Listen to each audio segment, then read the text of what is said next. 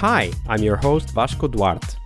Welcome to the Scrum Master Toolbox podcast, where we share tips and tricks from Scrum Masters around the world. Every day, we bring you inspiring answers to important questions that all Scrum Masters face day after day. Hello everybody, welcome to our Team Tuesday this week with Fred Deichler. Hey Fred, welcome back. Thank you. Thanks for having me back. Absolutely. So we'll talk about teams in a second, but before we go there, do share with us, Fred, what was the book that most influenced you in your career as a Scrum Master? The book that most influenced me as a Scrum Master also came at a time when I was looking for a new job. This was when I was finding my a recent Scrum role, and it was Twice the Work in Half the Time by Jeff Sutherland. Which I've come to over the years. Some people really hate that title, including, I believe, the author himself. But the thing for me that why this was so influential was like I was at this critical point where I had this aha moment. Like before this point, Scrum was words, Agile was words, but I recall driving around town, in between interviews and networking events, and really trying to understand like what is Agile. And this book just had this aha moment for me, and it was about the ability to just like get work done in short increments. That was the biggest thing for me, was the focus in the short increments. Vertical slices. It's just like it made between that, this podcast and a couple training courses, like things just like clicked in an instant for me to go from like being a Scrum Master to practicing agility. In Twice the Work in Half the Time, Sutherland has many stories, and I'm sure one of those stories stuck with you. So share that with us. What was the story that you still carry with you from reading the book?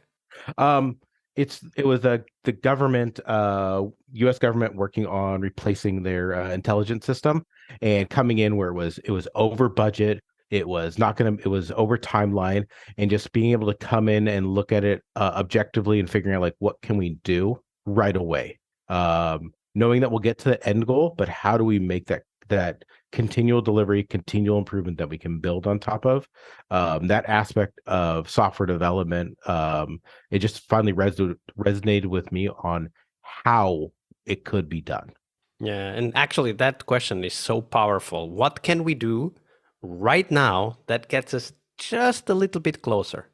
Not to the end, not the whole story, just a little bit closer. And that's also one heuristic that I use a lot in the no estimates methods, which is the ability to focus on something that has value. It's not the whole thing. It's not going to solve all the problems, but that has value, and you can deliver it, and it can help you to understand, are you making progress or not? Because we're also making progress when it comes to what we deliver, not just the things in the backlog, but also are they having the impact, right? Like are they providing the value to our users and customers? Yeah, and I like to ask my team, like, what can we do to start learning quicker?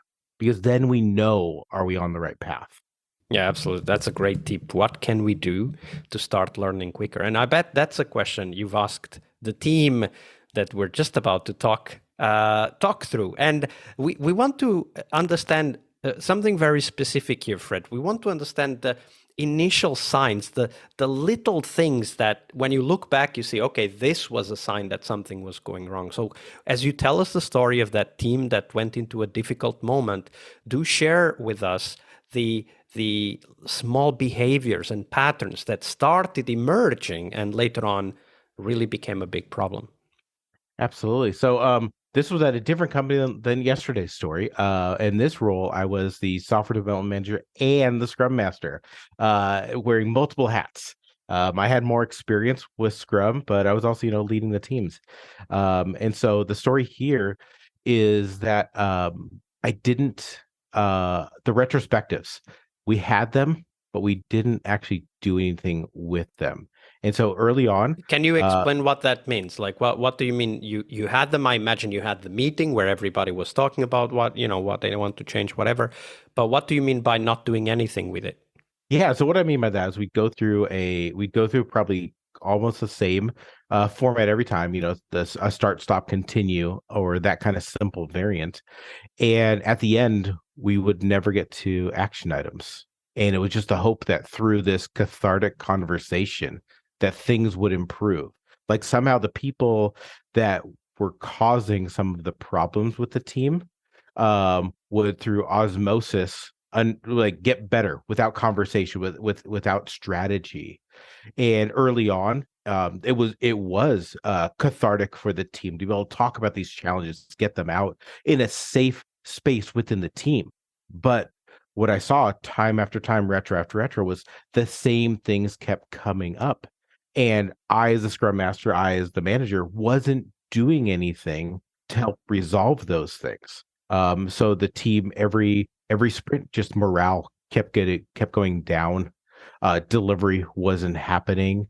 And eventually people started leaving. Wow, that is quite a deep anti-pattern when people get to the point where they want to leave. One of the things that struck me from this story was how the retrospectives, when we know these patterns, can be used to highlight the anti-patterns that are, developing in the team and can help us to know, hey, we really need to do something. And there was something that you said that is very important in my mind, which is that in the beginning, this kind of just discuss things was very cathartic for the team and the team felt good about it. But over time, it just wasn't good enough. And it got to the point where people were just frustrated and left, right? And that's also a difficulty I find for us as a Scrum Master, because sometimes the conversation is the thing that needs to happen. And some other times it's actually what comes out of the conversation, the action that needs to happen. When you look back, what was that like today? When you look at retrospectives and you compare that with that story you just shared, what triggered that understanding that catharsis is good, but at some point we need to jump to the next level? Like, how do you make that decision to jump to the next level? Yeah, so the biggest thing was realizing it wasn't us versus them. It wasn't the team versus sales. It wasn't the team versus the rest of the company. And so that was the mental shift. And then from a practice standpoint, I remember during one of my training courses, I was told, like, a retro, you should always walk away with at least one and no more than 2 action items. Ever since I heard that statement, I walk out of every single retro with that same thing. Team, we need at least 1 and no more than 2.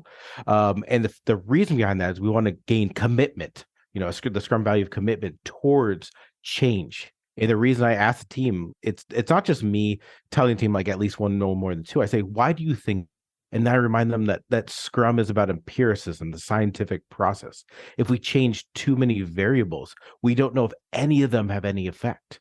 And so now I walk out of every single retro with an action item. We walk out commitment, walk out with an owner of those. Now, we don't always get them 100% right, but every time we walk out of retro, we know what do we want to do to improve our process.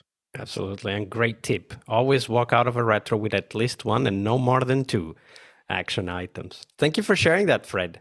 You're welcome. Tuesday is Team Day here on the Scrum Master Toolbox podcast. But tomorrow we talk about something that goes beyond the work we do with the teams.